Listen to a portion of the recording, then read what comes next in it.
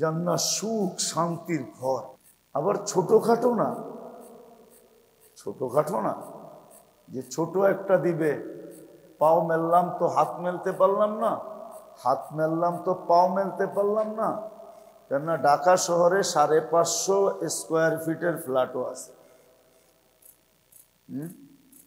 নাম কি এটা? ফ্ল্যাট। কয় স্কোয়ার ফিট?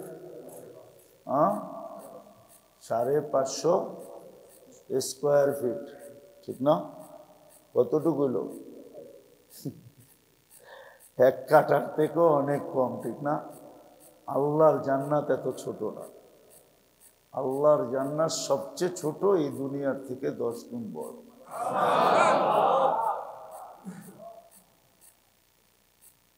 এই দুনিয়ায় মাটির অনেক প্রকার আছে না? আছে না? পড়েন না স্কুলে মাটির প্রকার? না পড়েন নাই? খালি কি আমরা একলাই পড়ছি, আপনারা পড়েন নাই? জান্নাতের মাটির প্রকার একটাই, ওই এলে মাটি, কাদা মাটি, পচা মাটি, এত প্রকার জান্নাতের মাটি নেই। জান্নাতের মাটি পুরাটাই জাফরান দিয়া অথবা মুস্ক দিয়া। এই পচা মাটি দিয়া না, জান্নাতের বিল্ডিং এরকম। দুনিয়ার ইটের বিল্ডিং না, রূপার ইট হবে অথবা সোনার ইট হবে।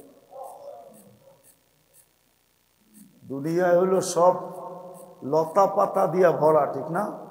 কি তরুলতা বলি না আমরা? লতা নাইলে পাতা, ঠিক না? কাঠের, সব কাঠের, ঠিক না? জান্নাতের কোনো গাছ কাঠের না। এই জন্য তো আমি বলি কাঠের গাছের চোষা এত মজা হয়, হাড়ি ভাঙ্গা এত মজা হয়। আর একটা আছে না জানি কি, হ্যাঁ, আম্বপালি, এত মজা হয়। কাঠেরটা যদি এত মজা হয়, তাহলে সোনার গাছের আম্বপালি কেমন হবে? কোনোদিন বাইবা দেখছেন? মুখে তো পানি আসার কথা ছিল যে কাঠের গাছেরটা এত মজা, সোনার গাছেরটা কেমন মজা হবে? আপনি বলবেন সোনার গাছে আবার ফল ধরবে কি করে, ঠিক না? তাহলে যদি আমি জিজ্ঞেস করি কাঠের গাছে ধরলো কি করে, এটা আমারে বুঝান যে কাঠের গাছে কেমনে ধরলো। এটা যদি আপনি আমারে বুঝাইতে পারেন তাহলে আপনারটারও আমি বুঝাইয়া দিব। আপনি যদি বুঝাইতে না পারেন তাহলে আমাকে প্রশ্ন করে লাভ নাই যে সোনার গাছে কি করে চোষা হবে, ঠিক না? অনেকে বলে না সোনার গাছে আবার চোষা হয় কি করে, ওরে জিজ্ঞেস করেন কাঠের গাছে হয় কি করে। এটার জবাব দেয়া আগে, এটার টকশো আগে হয়ে যাক, তারপরে জান্নাতেরটা টকশো পরে করবো। কাঠের গাছে কি করে হয়, ঠিক না? এই কাঠের গাছেই তো হয় না, কোন গাছে হয়? পানির গাছে যদি চিনি চাম্পা হয় তাহলে সোনার গাছে হইতে অসুবিধা কি? কলা গাছ তো সবই পানি, পানি না? মানেন কলা গাছ যে পানি দিয়ে তৈরি, এটা মানেন? হ্যাঁ, এটা পানি পুরা। এটাকে মেশিনে দিয়ে চিপে দেখেন আঁশ বাহির হয়ে যাবে, শুধু কতগুলো সুতা বাহির হবে। ওই সুতার ভিতরে আল্লাহ পানি গাইথা দিছে, তার ভিতরে কলা হওয়াইছে। ওইটার নাম হইল চিনি চাম্পা। ওইটার নাম কি? ওইটার নাম হইল চিনি চাম্পা। ওইটার নাম হইল সবরি। আরেকটা তো চিনি নি না। আরেকটা আছে নরসিংদীতে হয়, গেরা সুন্দরী। চিনেন? চিনেনও না, শোনেনও নাই মনে হয়, কোনোদিন খানও নাই মনে হয়, ঠিক না? হায় রে আমার কপাল, কই জম আপনি করে লয়া। ওটার নাম হলো নরসিংদীতে যে কেন আমারে গেরা সুন্দরী দাও, তারপরে দেখবেন কলাকারে বলে। ওটা পানির ভিতরেই তৈরি হয়, পানির গাছেই হয়। পানির গাছে যদি গেরা সুন্দরী হইতে পারে তাহলে সোনার গাছেও গেরা সুন্দরীর বড়টা হইতে পারে। ওই জান্নাত রাখছেন অল্প জীবনের বিপরীতে, প্রতিশ্রুতি দিচ্ছেন, কিন্তু শর্ত হইল হেফাজত করা। তো হেফাজতের কিছু পদ্ধতি দেখাইলাম, কিছু করণীয় যেটা কখনো ছাড়া যাবে না। আর কিছু করলে পাবো ইবাদতের ভিতরে, যেটা হলো নফল। ইশরাক পড়া, চাশত পড়া, আওয়াবিন পড়া, সালাতুল হাজত পড়া, সুযোগ পাইলেই 2 রাকাত নফল পড়া, এটা হলো সুরক্ষিতর এক পদ্ধতি। আরেকটা হলো আজকার। আজকার আছে, কোন কাজে কোন দোয়া, এটা সুরক্ষিত করার জন্য লেখা আছে। কোন কাজে কোন দোয়া, বাথরুমে ঢোকার সময় কোন দোয়া, বাহির হয়ে কোন দোয়া, উজুর আগে কোন দোয়া, উজুর পরে কোন দোয়া, ঘরে ঢুকতে কোন দোয়া, ঘরেতে বাইরনের সময় কোন দোয়া, দোকান খুলতে কোন দোয়া, বন্ধ করতে কোন দোয়া, এগুলো সব সময় সুরক্ষিত করার জন্য। বেশি লম্বা না, এগুলা শর্ট। একবার শিখলেই সারা জীবন কামে লাগানো যাবে, এমন না ডেলিটটা নতুন নতুন না। একবার শিখলে সারা জীবন কাজে লাগানো যাবে, বেশি না। খাওয়ার আগে কি দোয়া, খায়া কি দোয়া, খাওয়ার মধ্যখানে কি দোয়া, কাপড় পরার সময়, এই দোয়া বেশি না। 24 ঘন্টার দোয়া অল্প, ইচ্ছা করলে শিখা যায়। এটিও জিকির, এটি দোয়া যেমন তেমন আবার কি জিকির তেমন। এটার ভিতরে 2 গুণ, এক তো হলো দোয়া আর এক হলো কি জিকির। এটা জিকিরও আবার দোয়াও, সময় সুরক্ষিত হবে। আর আরেকটা হলো তৃতীয়, সকাল সন্ধ্যায় কিছু মখসুস দোয়া আছে। ফজর পড়া পড়ো তো সন্ধ্যা পর্যন্ত তুমি সুরক্ষিত। যেমন দেখাইলাম, সকালে পড়লা তো সন্ধ্যা পর্যন্ত, যখনই সূর্য ডুবার আগে যদি মউত আসলো, তাহলে শাহাদাতের মালাটা নিয়ে আসতে হবে। মালাকুল মউতকে খালি হাতে আসলে চলবে না, খালি হাতে আসলে শাহাদাতের মালাটা নিয়ে আসতে হবে। আইনা পড়াবে, তারপরে বলবে শহীদ ভাই চলো এবার, ওই মালাটা নিয়ে আসতে হবে। আবার যখন মাগরিবের পরে পড়বে ফজর পর্যন্ত। এটা গেল তৃতীয়। চতুর্থ আরেকটা জিনিস আছে, যেটা একটু আগে বললাম, যে অভ্যাস করা, চলতে ফিরতে, উঠতে বসতে, খাইতে লইতে, সর্ব অবস্থায় আল্লাহর জিকির ভিতর থেকে করতে থাকা। জিকির করো। হ্যাঁ, এতটুকু পর্যন্ত আল্লাহ দেখবে। একজন চেষ্টা করতেছে কিন্তু পারতেছে না, তাহলে চেষ্টাটাও পারার ভিতরে গণ্য হবে। একটা তো হলো পারতেছে, এটা তো ভিন্ন কথা, সময়টাকে সুরক্ষিত করতে পারতেছে। আরেকটা হলো সময়টাকে সুরক্ষিত করতে পারতেছে না, কিন্তু চেষ্টায় কোনো ত্রুটি করতেছে না, চেষ্টা করতেছে। অনেক সময় দেখা যায় মানুষ চেষ্টা করে কিন্তু হয়ে ওঠে না। মানুষের কাছে কিন্তু এটা হওয়া বইলা গণ্য হয় না। চেষ্টাটাকে মানুষ কখনো হওয়া বইলা গণ্য করে না, কিন্তু আল্লাহ চেষ্টাটাকেও হওয়া বইলা গণ্য করবে। এটা হলো সবচেয়ে বড় বেনিফিট। আমি চেষ্টা করতেছি কিন্তু হইতেছে না, পারতেছি না, তখন আল্লাহ এই চেষ্টাটাকেও হওয়া বইলা গণ্য করবে, হওয়ার খাতায় লেখা দিবে। এই জন্য আপনার আমার কাজ হলো সময়টাকে সুরক্ষিত করা। সকাল থেকে সন্ধ্যা, সন্ধ্যা থেকে সকাল, এই যে ঘড়ির কাঁটায় 24টা ঘন্টা, এই সময়টাকে সুরক্ষিত করা,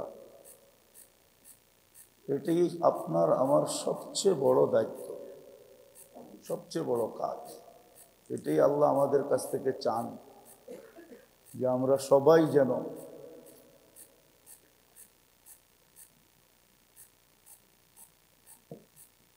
সময়টাকে সুরক্ষিত করি। এখন সময়টা সুরক্ষিত করার অনেকগুলো ধারা আছে, আবার অগণিত না যে অনেক, যেটা গয়না শেষ করা যাবে না, এত ধারা না, অল্প কয়েকটা। এটা মনে রাখতে হবে, আর ওই অনুযায়ী সময়গুলোকে কাজে লাগাইতে হবে, তাহলে সময়টা সুরক্ষিত হবে, এই জীবনটা সুরক্ষিত হয়ে যাবে। আর যার জীবনটা সুরক্ষিত হইল সে কামিয়াব হবে, এটা আল্লাহর ওয়াদা। যার সময় সুরক্ষিত হয়ে যাবে, হেফাজত হবে যার সময়টা, সে কামিয়াব হয়ে যাবে, এটাই সত্য। আবারও বলতেছি, আমাদের সময়গুলা সুরক্ষিত করা, এটাই সবচেয়ে বড় জীবনের উদ্দেশ্য। যার কাছে যতটুকু আছে, কেউ বয়স বেশি পায়, কেউ বয়স কম পায়, যে যতটুকুই পাক, অতটুকুকে সুরক্ষিত করা, এটাই হলো আমাদের জীবনের সবচেয়ে বড় উদ্দেশ্য। আর এটা যে করলো, তাকে বলা যেতে পারে যে সেই সবচেয়ে জ্ঞানী, এর চেয়ে জ্ঞানী কেউ নেই। আর যে করলো না, তাকে বলা যেতে পারে সে বড় বোকা, সে বড় বোকা, সে বড় বোকা। লটারির টিকিট কয় টাকা? 10 টাকা, ঠিক না? কি কিন্তু সবার পাওয়ার কি প্রতিশ্রুতি আছে নাকি? সবার ভিতরে একজন পাবে কয় টাকা? 10 টাকার বিনিময়ে কয় টাকা? আরে না, 30 লাখ টাকা, মেনে নিলাম। 1 লাখ টাকার বিনিময়ে 30 লাখ টাকা। সত্য তো? বুঝাইতে পারতেছি? প্রতিশ্রুতি নেই, কিন্তু যদি প্রত্যেকের বিরুদ্ধে, প্রত্যেকের পক্ষে যে 10 টাকার কিনবে সে 30 লাখ পাবে, এই প্রতিশ্রুতি যদি প্রত্যেকের ব্যাপারে থাকতো, আর যদি কেউ না কিনতো, তাহলে তাকে কি বলতো? হ্যাঁ, কেমন বোকা। হ্যাঁ, আরে কেমন বোকা। বোকার লগে না আরেকটা শব্দ যোগ হয় বাংলায়, কেমন বোকা। আরে বলেন না, কেমন বোকা সে। প্রতিশ্রুতি আছে যে টিকিট কিনবে সেই 30 লাখ, তারপরও যদি আপনি না কিনলেন, তাহলে আপনাকে কেমন বোকা বলবে? হ্যাঁ,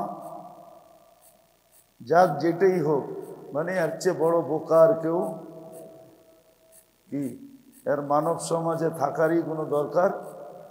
একে হয়তো আফ্রিকার জঙ্গলে, নাইলে আমাজনে, নাইলে সুন্দরবনে, নাইলে সর্বশেষ পাবনায়, ঠিক না? কি বলেন? যদি প্রত্যেক লটারির পিছনে 10 টাকার কিনার পিছনে 30 লাখ টাকার প্রতিশ্রুতি থাকে, এইখানে তো প্রতিশ্রুতি হলো বিক্রি করবে কয়েক কোটি, প্রতিশ্রুতি শুধু একটার ব্যাপারে, ঠিক না? একজনই তো পাবে 30 লাখ। কিন্তু আমাদের জীবনটা যতটুকুই ছোট হোক, কিন্তু সুরক্ষার পিছনে সবার ব্যাপারে প্রতিশ্রুতি আছে চিরদিনের জান্নাত। মনে হয় বুঝাইতে পারি না। না না, বুঝাইতে পারি না। আগেরটা তো বুঝে গেছেন, ওটা তো দুনিয়ার, এই জন্য বুঝে চলে আসছে খুব তাড়াতাড়ি, যে প্রত্যেক 10 টাকার লটারির পিছনে যদি প্রতিশ্রুতি হইতো তুমি কিনতে দেরি, তোমাকে 30 লাখ দিতে দেরি হবে না, তারপরেও যদি কেউ না কিনতো, তাহলে সমাজের চোখে তাকে আমাজনের জঙ্গলে পাঠানোই সবচেয়ে শ্রেষ্ঠ, ঠিক না? কিন্তু এইখানে যত লটারি বিক্রি হবে, তার বিপরীতে শুধু একজনের ব্যাপারে প্রতিশ্রুতি 30 লাখ পাবে, ঠিক না? হ্যাঁ, এটা দেখেই তো সবাই কিনে। হ্যাঁ, যদি লেগা যায়, ঠিক না? পিছনে কথাটা কি থাকে? যদি।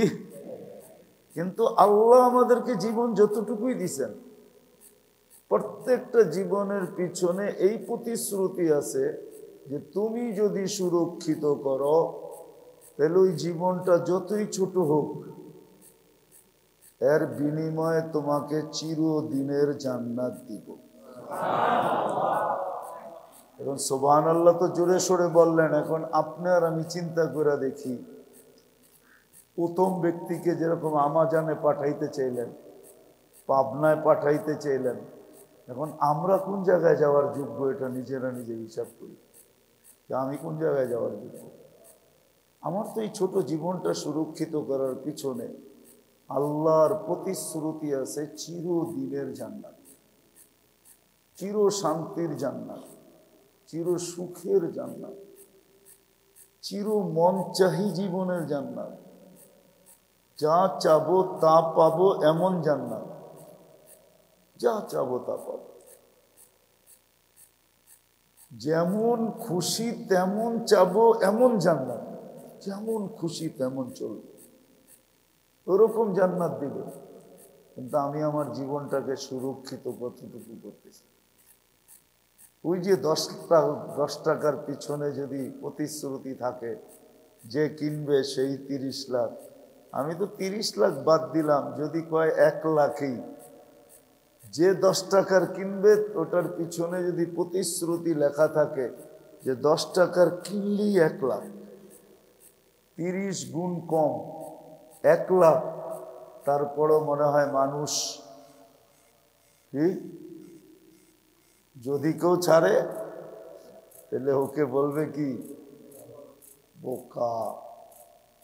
ও বোকার রাজা, শুধু বোকা না, বোকা গো রাজা। কিন্তু আল্লাহ তো প্রত্যেক জীবনের পিছনে প্রতিশ্রুতি দিতেছেন যতটুকুই হোক, কিন্তু কথা হলো সুরক্ষিত হতে হবে।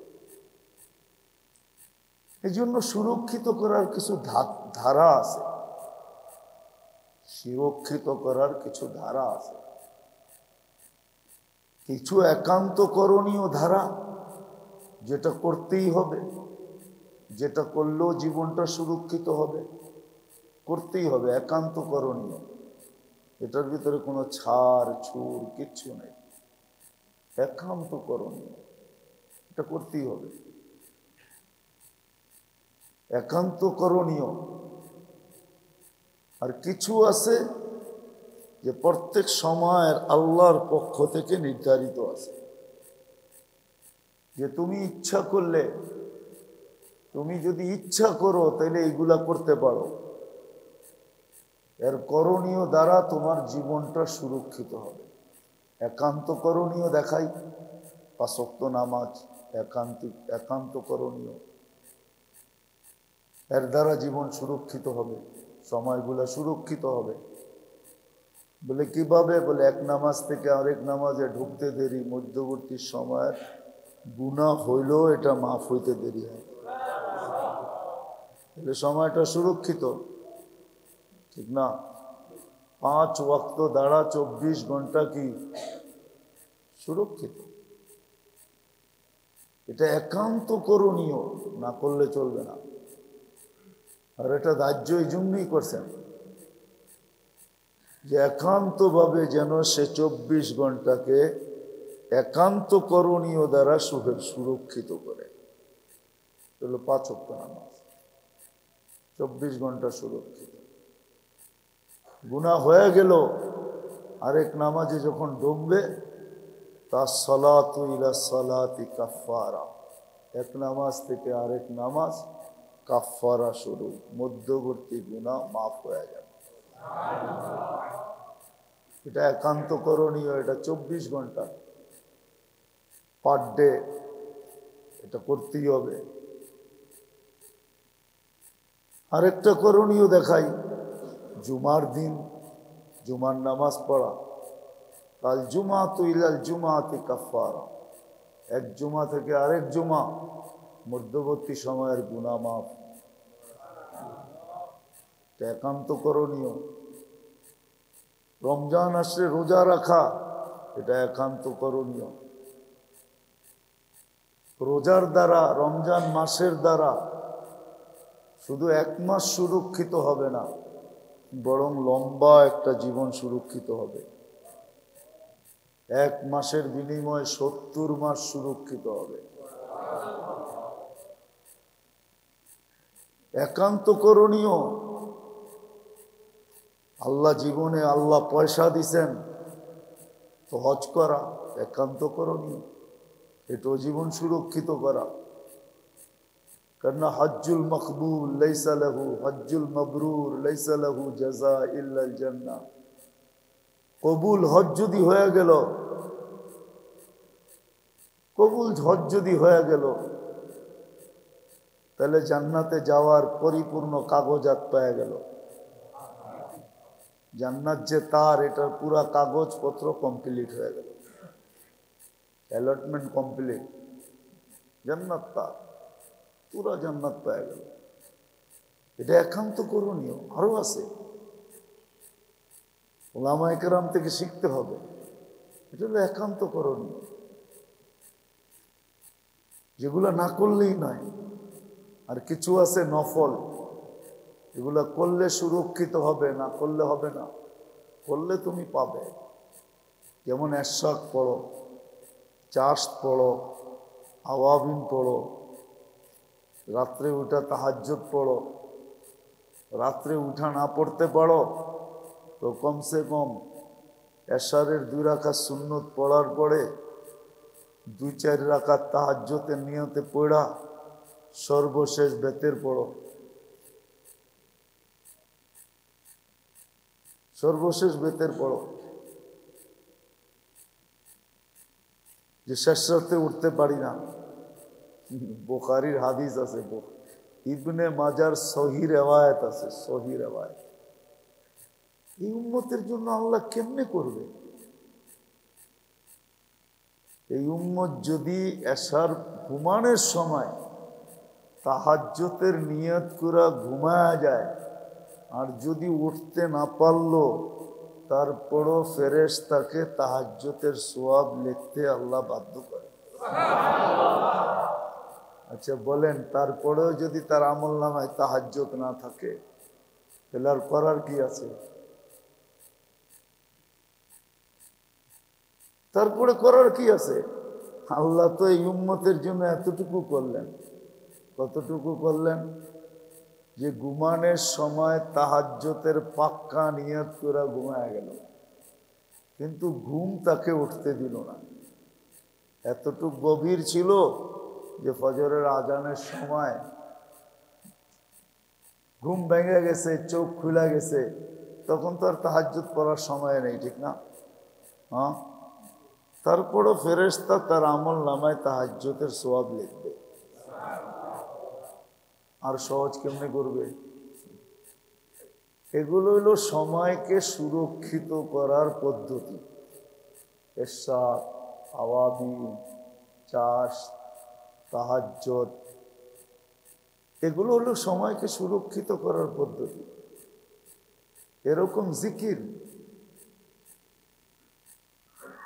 সকাল বিকালের জিকিরও সময়কে সুরক্ষিত করার। সকালের যে জিকির আছে এটা করা, যেটা দোয়ায়ে মাসুরা বলে। সকালে কি কি পড়া? বেশি কিছু তো লাগে না। একটা মানুষ যদি ভাবে যে আমি ফজর নামাজ পড়া মাগরিবের আগ পর্যন্ত যদি মরি, তাহলে যেন শাহাদতের মউতটা আমার কাঁধে আসে,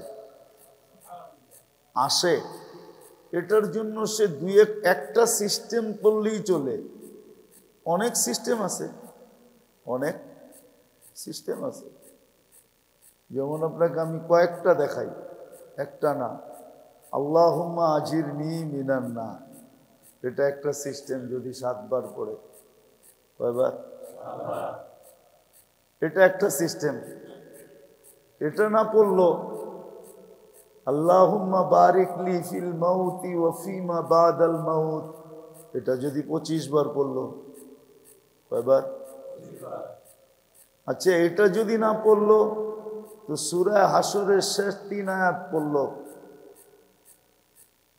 আউযু বিল্লাহিস সামিউল আলিম 3 বার পড়া সূরা হাসরের শেষের 3 আয়াত পড়লো, তাহলে 70,000 ফেরেশতা দোয়াও করবে, আবার সন্ধ্যা পর্যন্ত মারা গেলে শাহাদাতের মৌত হবে। পদ্ধতি কয়টা হইল? আরো একটা আছে। যদি ফজরের নামাজের পরে শিখতে হবে সাইয়্যিদুল ইস্তিগফার যদি একবার পড়ে, তাহলে সন্ধ্যা পর্যন্ত মারা গেলে শাহাদাতের মৌত হবে। আচ্ছা, আপনি যদি চান যে আজকে দিনে যদি আমি মারা যাই তাহলে আমার মৌতটা যেন শাহাদাতের হয়, তাহলে 4টার যেই কোনো একটা তো করতে হবে। করলেই কি? করলেই, আরে জোরে কর না, করলেই। আর যে 4টা করলো আর মারা গেল, তাহলে তো 4টা পরোয়ানা তার গলায় লাগবে, ঠিক না? লেটার কয়টা? একটা দেখলি যখন ছেড়া দেয় তো 4টা দেখলি কি করবে? হ্যাঁ, একটা দেখলেই যখন ছেড়া দেয় 4টা দেখলে কি করবে? 4টা দেখলে তো সেলুট দিবে। সার্ভে তো সার্ভে, সার্ভের সাথে সাথে কি করবে? সেলুট মেরা করবে, বাবা রে বাবা, যান যান যান। আমাদের জীবনটাকে সুরক্ষিত, সময়টাকে সুরক্ষিত করা যায়। কেন সময়টাকে কেমনে সুরক্ষিত করব? এটার জন্য আমি প্রথম দেখাইলাম একান্ত করণীয় কিছু আছে, আবার কিছু আছে করলে পাবো, না করলে পাবো না, ইবাদতের ভিতরে। আবার কিছু আছে আজকারের ভিতরে, জিকির আজকারের ভিতরে কিছু আছে যেটি সকাল দুপুর বিকাল সন্ধ্যা করতে হবে। আবার কিছু আছে সদা সর্বদা করার জন্য, সদা সর্বদা। এটা কেন বলে? এটা এই জন্য যেন গাফলত আমাকে না ধরে, গাফলত উদাসীনতা যেন আমার কাছে না আসে। এটার জন্য কিছু জিকির আছে যেটা সদা সর্বদা মনে মনে করা যায় না, হাতের কর গুনতে হয় না, তসবিহ হাতে নিতে হয়, মনে মনে করা যায়। মনে মনে কখনো আল্লাহ আল্লাহ বলল, কখনো সুবহানাল্লাহ সুবহানাল্লাহ বলল, কখনো আলহামদুলিল্লাহ আলহামদুলিল্লাহ বলল, কখনো আল্লাহু আকবর বলল, কখনো লা ইলাহা ইল্লাল্লাহ বলল, লা ইলাহা ইল্লাল্লাহ বলল। এটা সারাদিন এটা করতে করতে হবে কি একদিন অভ্যাস হয়ে যাবে। অভ্যাস, কিছু জিনিস আছে মানুষের অভ্যাস হয়ে যায়, কিছু জিনিস মানুষের অভ্যাস হয়ে যায়। না করতে চাইলেও ওটা করে, না করতে চাইলেও ওটা করতে থাকে, না করতে চাইলেও। আমি আপনাকে দেখাইতে পারবো, আমাদের ভিতরে কিছু মুসল্লি আছে নামাজের বাহিরে এই জিনিসগুলা তার দ্বারা হয় না, কিন্তু নামাজে দাঁড়াইলেই হয়। নামাজে দাঁড়াইলেই করতে থাকে। এটা অভ্যাস হয়ে গেছে, অভ্যাস হয়ে গেছে। আমরা অনেককে দেখছি এরকম, নামাজের বাহিরে কাজ দেয় না, নামাজে দাঁড়াইলে একটু পর পর গলা পরিষ্কার করে, অথচ নামাজের বাহিরে একবারও করে না। আছে না? একটু পরপরই। আবার উনি এটাও ভাবে যে আমি গলা পরিষ্কার করলে ইমাম সাহেবেরও গলা পরিষ্কার হয়ে যাবে। তো যখন মানুষ করতে থাকে আস্তে আস্তে আস্তে আস্তে একদিন অভ্যাস হয়ে যায়, যেটাকে আমাদের ভাষায় বলে কলব জারি হওয়া। তখন কলব সারা দিন কোনো না কোনো জিকির করতে থাকে, কখনো আল্লাহ বলতে থাকে, কখনো সুবহানাল্লাহ বলতে থাকে, কখনো আলহামদুলিল্লাহ বলতে থাকে, কখনো আল্লাহু আকবার বলতে থাকে, কখনো লা ইলাহা ইল্লাল্লাহ বলতে থাকে। আল্লাহর কোনো না কোনো নাম ভিতর থেকে নিতে থাকে, নিতে থাকে। এটা অভ্যাস করতে হয়। যখন অভ্যাস করে তখন এটা আস্তে আস্তে আস্তে আস্তে হয়, একদিনে হবে না। যেমন কেউ কেউ বলে না যে আমাকে একটা জাতা দিয়া কলব জারি করে দেন, এটা সিস্টেম না। জাতা দিলেই কলব জারি হবে না। কলব তো জারি হবে, কলবরে জারি করতে চাইলে হবে, বারবার পড়তে পড়তে পড়তে পড়তে পড়তে পড়তে পড়তে অল্প কয়েকদিন এটার জন্য ধ্যান রাখতে হবে, খেয়াল রাখতে হবে যে আসলে আমি পড়ি কিনা। তো খেয়াল রাখতে রাখতে রাখতে রাখতে রাখতে একদিন দেখা যাবে এখন আর খেয়ালের দরকার হবে না, নিজে নিজেই পড়তেছে। হাঁটতেছে তো পড়তেছে, চলতেছে তো পড়তেছে, উঠতেছে তো পড়তেছে, বসতেছে তো পড়তেছে, এমনকি পড়তে পড়তে ঘুমায় যেতে থাকে। আবার এরকমও দেখা যায় যে ঘুমের ভিতরেও চলতে থাকে, একদিকে ঘুমাইতেছে আরেক দিকে জিকির চলতেছে। আছে এরকম, আছে লোক আছে, আপনারও হইতে পারে, কিন্তু আপনি প্রথমে অভ্যাস করতে হবে। প্রথম কয়েকদিন খেয়াল করে করতে হবে একবার যে এক মুহূর্ত যেন আমার ভিতর থেকে জিকির বন্ধ না হয়। যখন খেয়াল করে করতে থাকবে থাকবে থাকবে থাকবে থাকবে একদিন দেখা যাবে আল্লাহর রহমতের দৃষ্টি পড়া যাবে, আর এটা দিলের ভিতরে গাইথা যাবে। আর যখন গাইথা যাবে তখন দেখা যাবে ভিতর থেকে জিকির অটোমেটিক হইতেছে, তখন আর খেয়াল করে করতে হবে না, তখন আর খেয়াল করে করতে হবে না, তখন দেখা যাবে জিকির সবসময় হইতেছে, আল্লাহর নাম ভিতরে সবসময় জপতেছে। এগুলা হইল সময়কে সুরক্ষিত করার তরতিব, যে সময়কে যে সুরক্ষিত করতে চায়। আবারও বলতেছি, প্রত্যেক লটারির পিছনে যদি লেখা থাকতো যে 10 টাকা দিয়ে কিনলেই 1 লাখ টাকা, তাহলে মনে হয় না দুনিয়ার কেউ দূরে থাকতো। আর কেউ যদি দূরে থাকতো তো কেউ সমাজের ওকে নিজের সমাজের কাতারে মনে করতো না, মনে করতো ওরে তো পাবনা পাঠান দরকার। অথচ আমাদের জীবনটার পিছনে প্রতিশ্রুতি না, মানুষের প্রতিশ্রুতি না, মানুষ তো কখনো কখনো প্রতিশ্রুতি ভঙ্গও করে, বেশিরভাগই ভঙ্গ করে, বেশিরভাগই ভঙ্গ করে। কেন মানুষ এটাই বলে যে জ্যাবের থেকেই না দিব নাকি, কামাই হইলে না দিব। তো প্রতিশ্রুতি মানুষ ভঙ্গ করে, আল্লাহ ভঙ্গ করে না। আমাদের জীবনের পিছনে আল্লাহর প্রতিশ্রুতি আছে, জীবনটা যতটুকু আল্লাহর প্রতিশ্রুতি আছে। তুমি যদি সুরক্ষিত করো তাহলে এটার বিনিময়ে তোমাকে জান্নাত দিবে। ওটা কয়েকশো বৎসরের জন্য না, চিরদিনের জন্য, এখানে চিরদিন থাকবে। জান্নাত কি কি সিফাতে, কি কি গুণে গুণান্বিত, এটা আমরা সবাই জানি। ওইখানে কি কি গুণে গুণান্বিত, যা চাবে তা পাবে, যেমন চাবে তেমন পাবে, মন চাহি জীবন হবে। জান্নাত সুখ শান্তির ঘর। কোন আবার ছোটখাটো না, ছোটখাটো না যে ছোট একটা দিবে, পাও মেললাম তো হাত মেলতে পারলাম না, হাত মেললাম তো পাও মেলতে পারলাম না। কেননা ঢাকা শহরে 550 স্কোয়ার ফিটের ফ্ল্যাটও আছে।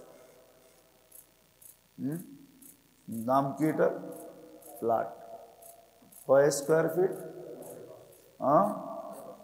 550 স্কোয়ার ফিট, ঠিক না? কতটুকু লোক? 1 কাঠার থেকেও অনেক কম, ঠিক না? আল্লাহর জান্নাত এত ছোট না, আল্লাহর জান্নাত সবচেয়ে ছোট এই দুনিয়ার থেকে 10 গুণ বড়।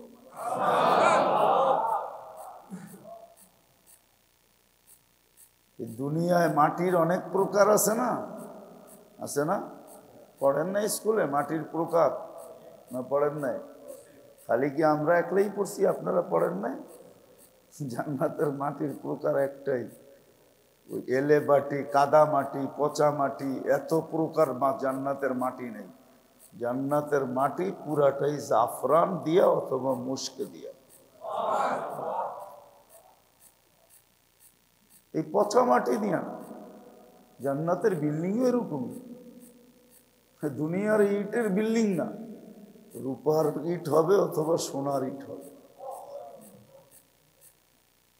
দুনিয়ায় হলো সব লতা পাতা দিয়া ভরা, ঠিক না? কি তরুলতা বলি না আমরা, লতা নাইলে পাতা, ঠিক না? কাঠের, সব কাঠের, ঠিক না? জান্নাতের কোনো গাছ কাঠের না। এই জন্য তো আমি বলি কাঠের গাছের চোষা এত মজা হয়, হাড়ি ভাঙ্গা এত মজা হয়। আর একটা আছে না যিনি কি, হ্যাঁ, আম্বপালি, এত মজা হয়। কাঠেরটা যদি এত মজা হয় তাহলে সোনার গাছের আম্বপালি কেমন হবে? কোনোদিন বাইরে দেখছেন? মুখে তো পানি আসার কথা ছিল যে কাঠের গাছেরটা এত মজা, সোনার গাছেরটা কেমন মজা হবে? আপনি বলবেন সোনার গাছে আবার ফল ধরবে কি করে, ঠিক না? তাহলে যদি আমি জিজ্ঞেস করি কাঠের গাছে ধরলো কি করে, এটা আমারে বুঝান যে কাঠের গাছে কেমনে ধরলো। এটা যদি আপনি আমারে বুঝাইতে পারেন তাহলে আপনারটারও আমি বুঝাইয়া দিব। আপনি যদি বুঝাইতে না পারেন তাহলে আমাকে প্রশ্ন করে লাভ নাই যে সোনার গাছে কি করে চোষা হবে, ঠিক না? অনেকে বলে না সোনার গাছে আবার চোষা হয় কি করে, ওরে জিজ্ঞেস করেন কাঠের গাছে হয় কি করে। এটার জবাব দেয়া আগে, এটার টকশো আগে হয়ে যাক, তারপরে জান্নাতেরটা টকশো পরে করবো। কাঠের গাছে কি করে হয়, ঠিক না? এই কাঠের গাছেই তো হয় না, কোন গাছে হয়? হ্যাঁ, পানির গাছে যদি চিনি চাম্পা হয় তাহলে সোনার গাছে হইতে অসুবিধা কি? কলা গাছ তো সবই পানি, পানি না মানেন? কলা গাছ যে পানি দিয়ে তৈরি এটা মানেন? হ্যাঁ, এটা পানি পুরা। এটাকে মেশিনে দিয়ে চিপে দেখেন আঁশ বাহির হয়ে যাবে, শুধু কতগুলো সুতা বাহির হবে। ওই সুতার ভিতরে আল্লাহ পানি গাইথা দিছে, তার ভিতরে কলা হওয়াইছে।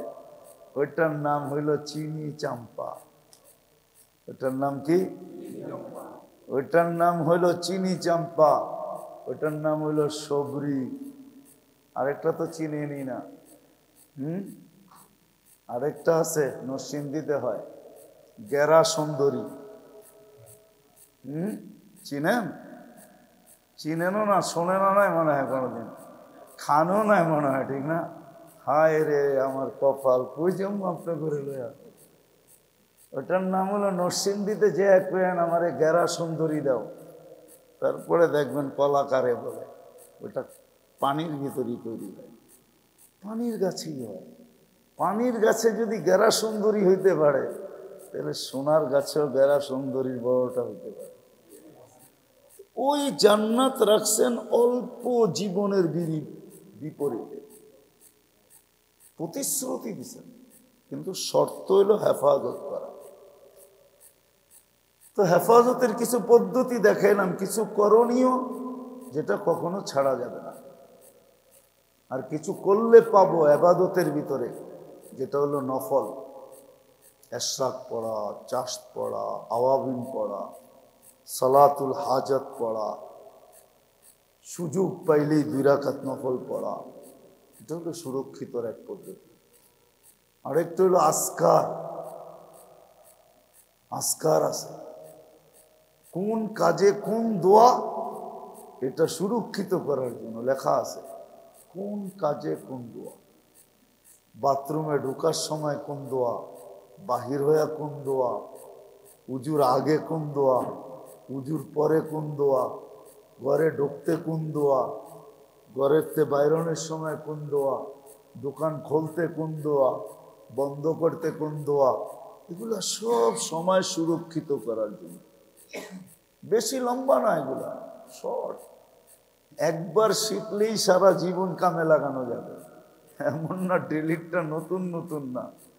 একবার শিখলে সারা জীবন কাজে লাগানো যাবে, বেশি না।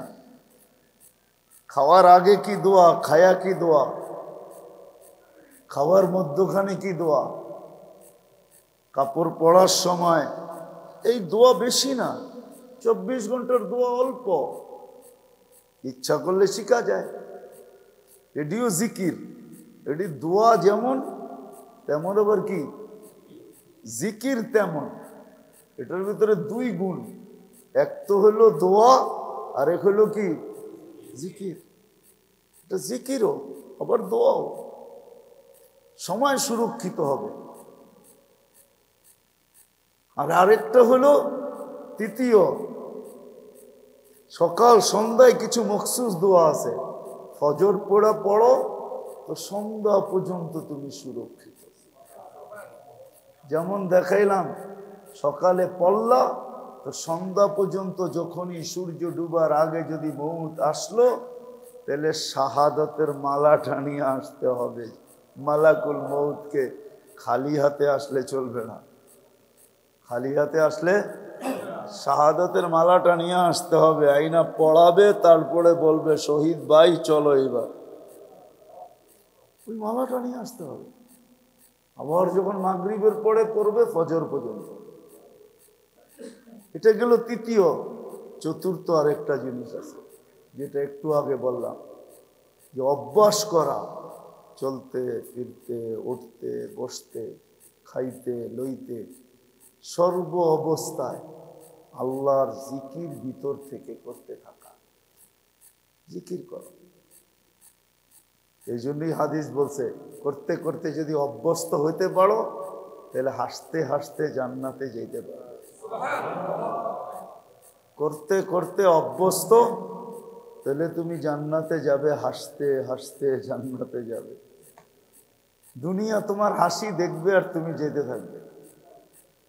পঞ্চম আরেকটা জিনিস আছে যেটা খুব দরকার, সবগুলার জন্য এটা সবচেয়ে দরকার। যেমন মশলা যত দেন, যত ভালো পাবরছি হোক, ঢাকায় শব্দ বুঝেন? বলবো, ঢাকায়রা দেখেন না, বিরানি শিরানি পাকাইলে যদি মজা না হয় তো কয় লাগত কম দিছে। লাগত, লাগত বুঝেন? বুঝেন নাকি লাগত কি? ময় মশলা কম দিছে, ঠিক না? হ্যাঁ, ময় মশলা যত বাবরচি দুনিয়ার ভালোই আনেন না কেন, যদি লবণ না দিল কি সব বাদ, ঠিক না? বুঝে আইছে তো? এখন যেটা বলবো এটা এরকমই লবণের মতো।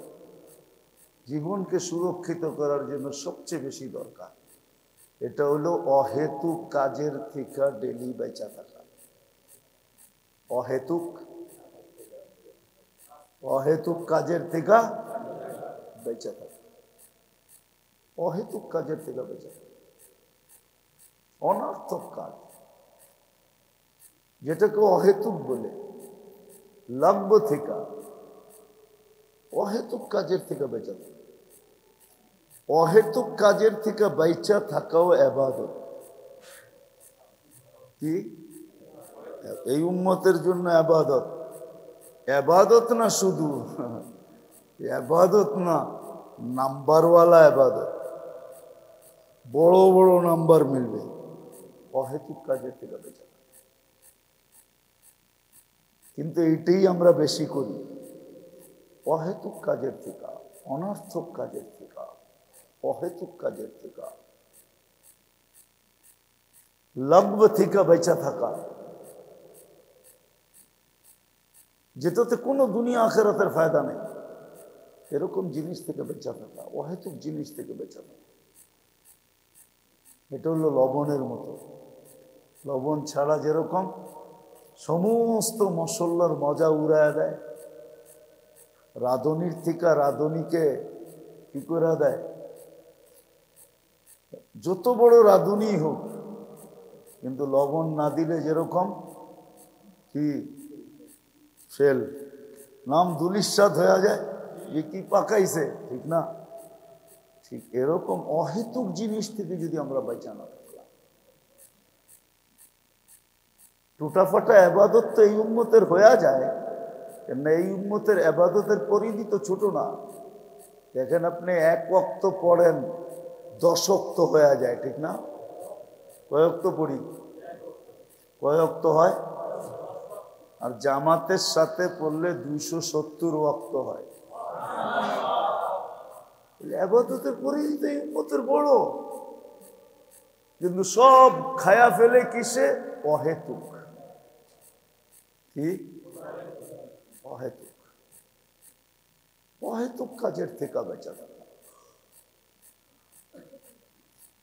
এটা সবচেয়ে বড় বুজুর্গি। অহেতুক জিনিস থেকে বেঁচে থাকা এটা সবচেয়ে বড় বুজুর্গি।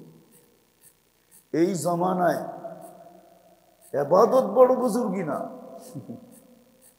আমি আমাকে বলতেছি, আপনাদেরকে না।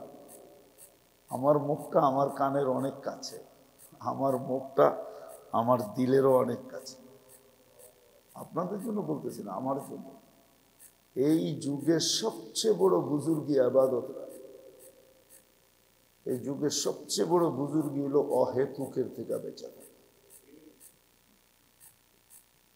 খুব ইবাদত করা বড় জিনিস না। এই উম্মতের জন্য তো আল্লাহ ইবাদতের গাট্টি গাট্টি রেখে দিছে। এই যে এখন চলতেছে জিলহজ, হ্যাঁ, আজকে কিবার গেল? সোম, মঙ্গল, বুধ, 3 দিন আছে, ঠিক না? আজকে রাত্রে সহ 4 রাত আছে। কত? 4টা রাত্র আছে। 4 রাত্র ইবাদত করলেই তো 4 লাইলাতুল কদরের সওয়াব। এক এক লাইলাতুল কদর 83 বছর। 4 83-তে কত হয়?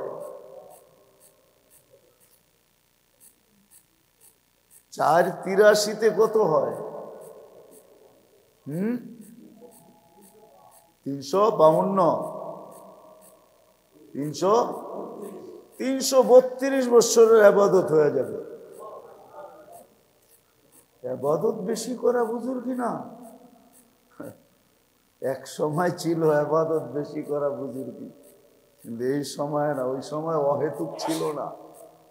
এখন তো কদমে কদমে অহেতুক, কদমে কদমে অহেতুক।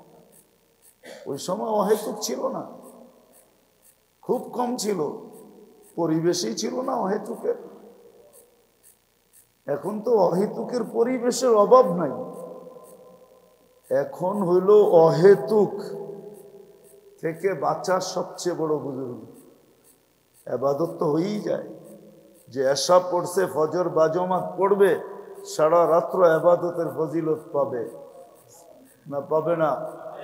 সারা রাত্র ইবাদত লাইলাতুল কদরের সমান, সেও তো কিছু ভাগে পাবে না? পাবে না? না পাবে না? তাকে বাদ দিতে পারবেন না? না, সেও পাবে। ইবাদত তো এমনে সেমনে অনেক হয়ে যায়, কিন্তু যেটা সবচেয়ে বড় বুজুর্গি এই জমানায়, সেটা হলো অহেতুকের থেকে বেঁচে থাকা।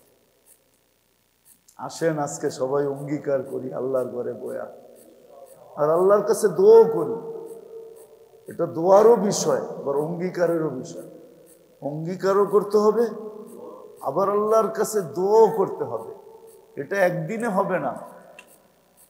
এটা হয়তো হইতে পারে দোয়া করতে করতে করতে করতে করতে করতে একদিন হয়তো আল্লাহর রহমতের দৃষ্টি আমাদের উপরে হয়ে যাবে, আর আল্লাহ মেহেরবানি করবেন, আর অহেতুকের থেকে বাঁচায় দিবেন। এটার জন্য 2টা জিনিস লাগবে। একটা চেষ্টাও করতে হবে, অঙ্গীকারও করতে হবে, আর একটা খুব দোয়া করতে হবে। আল্লাহ বাঁচায় দেন, আল্লাহ আপনি কুদরত দিয়া বাঁচায় দেন। আল্লাহ আমি পারতেছি না, আপনি বাঁচায় দেন।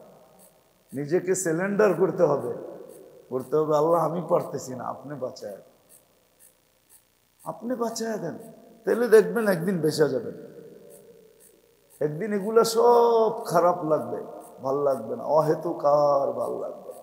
আল্লাহ বাঁচায় দিবে, আল্লাহ বাঁচায় দিবে। অহেতুকের থেকে আল্লাহ বাঁচায় দিবে। কি করবো? অঙ্গীকার করব, দোয়া। মনে থাকবে এই কথাগুলা। এতটুকুই আজকে রইল। আল্লাহ আমাদেরকে আমল করার তৌফিক দান করেন। আল্লাহুম্মা লাকাল হামদু কামা ইয়ানবাগি লিজালালি ওয়াজহিক ওয়া আযীমি সুলতানিক লা ইলাহা ইল্লা আনতাল হালিমুল কারীম সুবহান রাব্বিল আরশিল আযীম লাকাল হামদু কামা ইয়ানবাগি লিজালালি ওয়াজহিকাল কারীম। আয় আল্লাহ, আয় আল্লাহ, আয় আল্লাহ, আয় আল্লাহ, এই মজমাকে কবুল করেন, এই মজমাকে কবুল করেন, আয়োজকদেরকে কবুল করেন, আয় আল্লাহ আয়োজনকারীদেরকে কবুল করেন, আয় আল্লাহ যারা আসছে তাদেরকে কবুল করেন। এরা বড় আশা নিয়ে আসে, আশা নিয়ে বসে। হায় আল্লাহ, কোনো তবদিলি যদি না হয়, কোনো পরিবর্তন যদি না হয়, আল্লাহ এটার আসরাত যদি না বসতে পারে, আল্লাহ মানুষ ওষুধ খায়, যখন দেখে যে সুস্থ হইতে শুরু করছে তখনই আগ্রহ বাড়ে।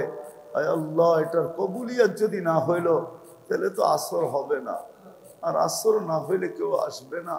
আর কবুলিয়াত যদি হইল তাহলে আসরও হবে, আর আসর যখন হবে আল্লাহ মানুষ দূর দূরান্তর থেকে ছুটে আসবে। আপনি এই মজলিসকে কবুল করেন, আমাদের এই মজলিসগুলোকে কবুল করেন। এগুলো আমাদের বিরুদ্ধে দাঁড় করেন না, আমাদের আখেরাতের নাজাতের জরিয়া বানায় দেন, আখেরাতের নাজাতের জরিয়া বানায় দেন। আয় আল্লাহ ইবাদত কতটুকু করি আর না করি, আল্লাহ অহেতুক কাজের থেকে আপনি আমাদেরকে কুদরত দিয়া বাঁচায় দেন, অহেতুক কাজের থেকে কুদরত দিয়া বাঁচায় দেন, অহেতুক কাজের থেকে কুদরত দিয়া বাঁচায় দেন।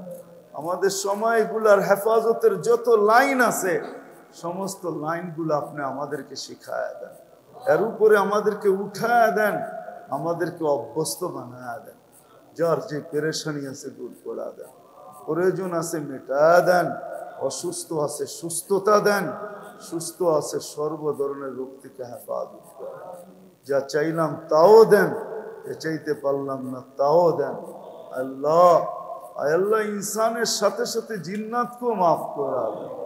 হাজিরা হজে আছে, আল্লাহ আজকে রাত্রি মিনার দিকে রওনা করব, সহি সালেম হজ করা বরকত নিয়ে আমাদের দেশে ফিরার তৌফিক নসিব করেন। যত হাজি হজে গেছে আল্লাহ সবাইকে হজ্জে মবরুর নসিব করেন, হজ্জে মকবুল নসিব করেন, নেকিওয়ালা হজ নসিব করেন, এর ভিতরে আমাদের হিস্সা নসিব করেন। আয় আল্লাহ, আয় আল্লাহ, আয় আল্লাহ আমাদেরকে যা চলে গেছে চলে গেছে, যা সামনে আছে এই রাতগুলো ধরার তৌফিক নসিব। আমাদের মা বাবাকে মাফ করে দেন, রব্বির হামহুমা কামা রব্বায়ানি সগীরা। ওয়া সাল্লাল্লাহু তাআলা আলা খায়রি খালকি মুহাম্মাদিন ওয়া আলিহি ওয়া সাহবিহি আজমাইন বিরহমাতিকা ইয়া আরহামার রাহিমিন।